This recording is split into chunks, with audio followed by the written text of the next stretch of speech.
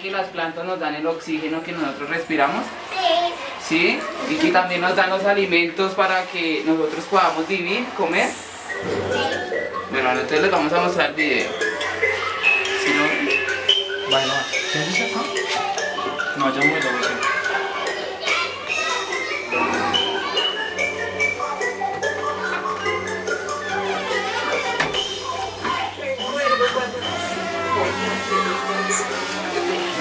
Yo vine al mundo en este lugar.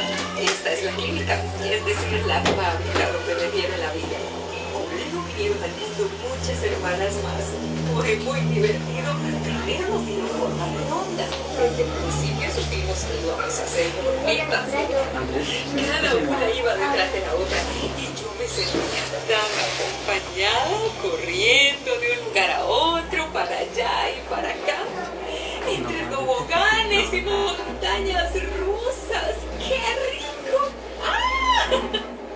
Yupi. Bueno, por si no me conocen todavía, esta soy yo. Una lata. Ah, pero no una lata cualquiera. Una lata con un vestido preciosísimo y un pescadito de adorno. A mis compañeras y amigos hospedaron en un distinguido supermercado.